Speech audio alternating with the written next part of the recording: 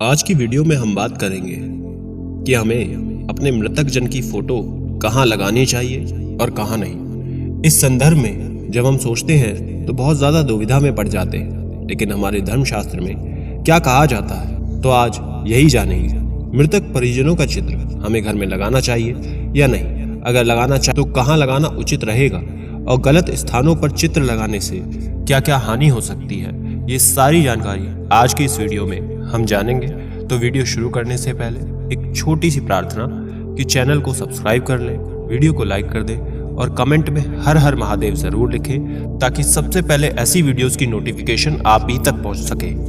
पितृपक्ष के दौरान लोग पूरे रीति रिवाजों से अपने पितरों की आराधना करते हैं। हालांकि कई बार हम जाने अनजाने में कुछ ऐसी गलतियां कर देते हैं जिससे हमें लाभ की जगह हानि देखनी पड़ती है। कई बार आपने ये देखा ही होगा कि लोग अपने पूर्वजों की मृत्यु के बाद उनकी तस्वीर को घर में लगा देते हैं, लेकिन क्या आप जानते हैं कि इन चित्रों को कहां और किस तरह लगाना चाहिए, इसका भी बड़ा महत्व होता है। अनुचित स्थान पर लगाने से हमेशा हानि देखनी पड़ती है।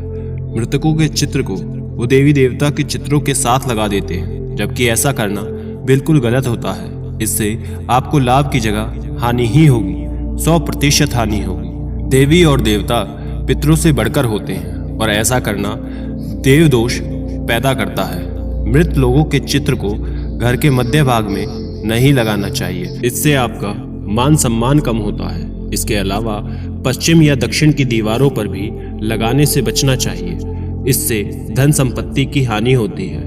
पितरों के चित्र को घर में 1 या 2 स्थान से अधिक जगह नहीं लगाना चाहिए। ऐसा करने से भी घर में तनाव की स्थिति उत्पन्न होती है। इसके अतिरिक्त पितरों के चित्र का लटकना या झूलना भी सही नहीं होता। मृत लोगों के चित्रों को जीवित लोगों के चित्रों के साथ कभी नहीं लगाना चाहिए, इससे स्वभाव में नकारात्मकता का भाव फैलता है।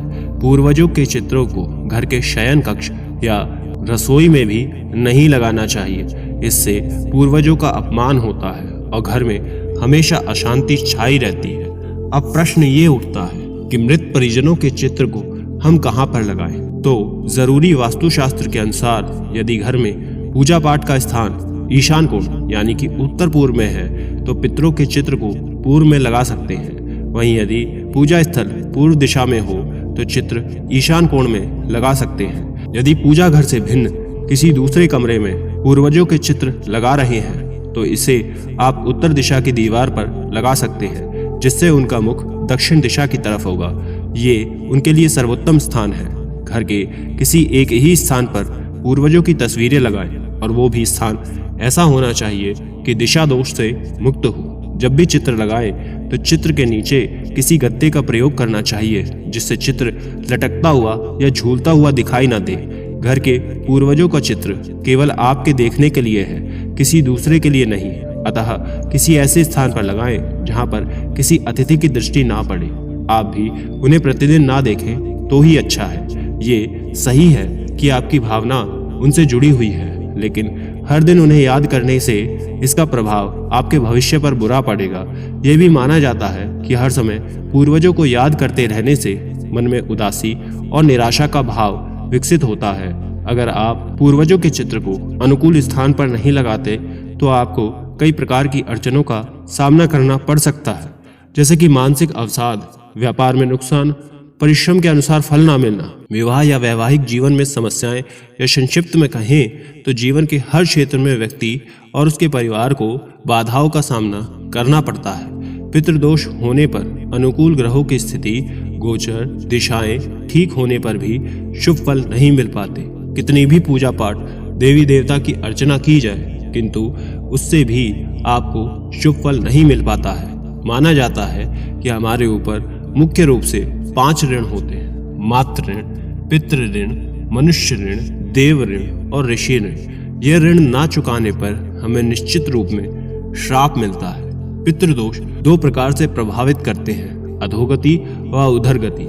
पितरों के कारण अधोगति पितरों के दोषों का मुख्य कारण परिजनों द्वारा किया गया गलत आचरण, अतिरिक्त इच्छाएं, संपत्ति के प्रति मोह और उसका लोगों द्वारा गलत उपयोग, और परिवार की किसी भी परिजन के बिना किसी कारण के कष्ट, दुख देने पर भी पितृ क्रोधित हो जाते हैं और परिवार के सदस्यों को श्राप दे देते हैं और अपनी शक्ति से नकारात्मक फल प्रदान करते हैं। उधर गति वाले पितृ सामान्यतः पितृदोष उत्पन्न नहीं करते, परंतु उनका किसी भी रूप में अपमान होने पर अथवा परिवार के किसी भी पारंपरिक रीति रिवाज का निर्वहन नहीं करते हैं तब वो पितृदोष उत्पन्न करते हैं। कई बार हम ये देखते हैं कि लोगों के जीवन में परेशानियां समाप्त होने का नाम ही नहीं लेती।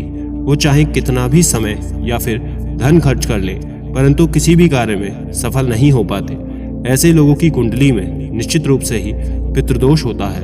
ये दोष पीढ़ी दर पीढ़ी कष्ट पहुंचाता रहता है जब तक इसका विधि पूर्वक निवारण न किया जाए। यह आने वाली पीढ़ियों को भी कष्ट देता है।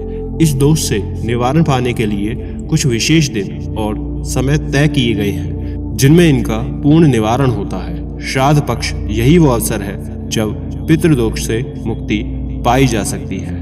तब आप ये कार्य जरूर करें। आशा करते हैं ये जानकारी आपको बहुत लाभ देगी।